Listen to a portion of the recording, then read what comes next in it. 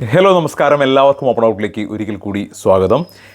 ഇപ്പോൾ second allotment അവസാനിച്ചു. അതുമായി ബന്ധപ്പെട്ട അഡ്മിഷൻ്റെ നടപടികളും ഇപ്പോൾ അവസാനിച്ചിരിക്കുകയാണ്. ഇനി വരാനുള്ള തേർഡ് അലോട്ട്മെൻറ്റാണ്. ഈ തേർഡ് അലോട്ട്മെൻറ്റുമായി ബന്ധപ്പെട്ടിട്ട് വളരെ പ്രധാനപ്പെട്ട ഒരു ഒരു ഒരു ഒരു വാർത്ത ഇപ്പോൾ വന്നിട്ടുണ്ട്. അതിൻ്റെ അടിസ്ഥാനത്തിലാണ് ഞാൻ ഈ വീഡിയോ ചെയ്യുന്നത്. തീർച്ചയായിട്ടും നിങ്ങൾ ഈ ചാനൽ സബ്സ്ക്രൈബ് ചെയ്യുക. നിങ്ങൾക്ക് യൂസ്ഫുൾ ആയിട്ടുള്ള ഒരുപാട് വീഡിയോകൾ ഈ ചാനലിലൂടെ വന്നുകൊണ്ടിരിക്കും.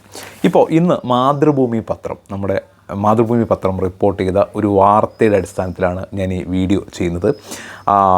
പ്ലസ് വണ്ണിൻ്റെ 3ാം അലോട്ട്മെൻറ്റ് 19-ാം തീയതി എന്ന ഹെഡിങ്ങോട് കൂടി കൊടുത്തിരിക്കുന്ന ആ വാർത്തയിൽ വളരെ പ്രധാനപ്പെട്ട ഒരു കാര്യം പറയുന്നുണ്ട്. അതുപ്രകാരം 2ാമത്തെ അലോട്ട്മെൻറ്റ് അവസാനിച്ചപ്പോൾ പട്ടികവർഗ സംവരണ വിഭാഗത്തിൽ, നമുക്കറിയാം പട്ടികവർഗ സംവരണ വിഭാഗത്തിൽ 26,873 സീറ്റുകളും പട്ടികജാതി സംവരണ വിഭാഗത്തിൽ 15,696 സീറ്റുകളും ഒഴിഞ്ഞു കിടക്കും. അത് രണ്ടും കൂടി കൂട്ടുമ്പോൾ ഏകദേശം 42,000-ഓളം സീറ്റുകൾ വരും. ഈ SC/ST വിഭാഗങ്ങളാണ് ഈ ഉദ്ദേശിച്ച പട്ടികജാതി അല്ലെങ്കിൽ പട്ടികവർഗ വിഭാഗം എന്ന് പറയുന്നത്.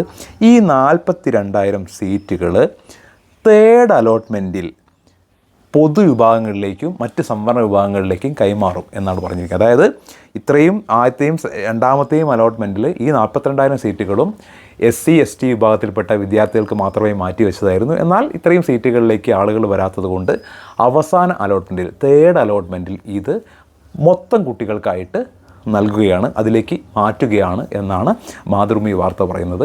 അങ്ങനെ വരുമ്പോൾ ഈ 42,000 സീറ്റുകളിലേക്ക് മറ്റ് വിഭാഗങ്ങളിൽപ്പെട്ട ജനറലായിട്ടുള്ള ആളുകൾക്കും മറ്റ് സംവരണത്തിൽപ്പെട്ട എല്ലാ ആളുകൾക്കുമായിട്ട് ഈ സീറ്റുകൾ ലഭിക്കും.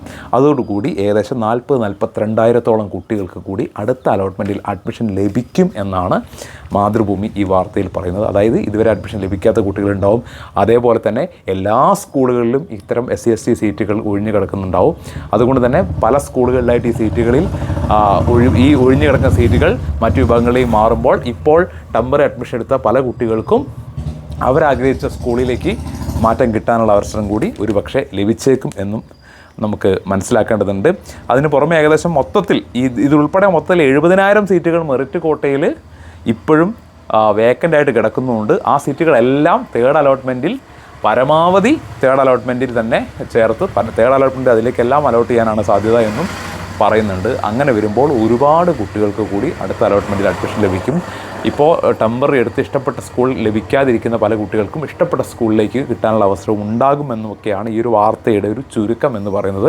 എന്ന് വെച്ചാൽ എല്ലാവരും കിട്ടുമല്ല എന്നല്ല, കുറേ കുട്ടികൾക്ക് കൂടി അല്ലെങ്കിൽ ഒരുപാട് കുട്ടികൾ കൂടി അടുത്തതിൽ അഡ്മിഷൻ ലഭിക്കും എന്നാണ് പ്രതീക്ഷ. അപ്പോൾ നമുക്ക് പ്രതീക്ഷയോട് കൂടിയിട്ട് കാത്തിരിക്കാം അടുത്ത അലോട്ട്മെൻറ്റിന് വേണ്ടിയിട്ട്. ഇന്ന് മാതൃഭൂമി പത്രത്തിൻ്റെ 11-ാമത്തെ പേജിൽ ഈ വാർത്തയുണ്ട്, നിങ്ങൾക്കത് വായിക്കാവുന്നതാണ്. അതിൻ്റെ അടിസ്ഥാനത്തിലാണ് ഞാൻ ഈ ഒരു വീഡിയോ ചെയ്തിരിക്കുന്നത്.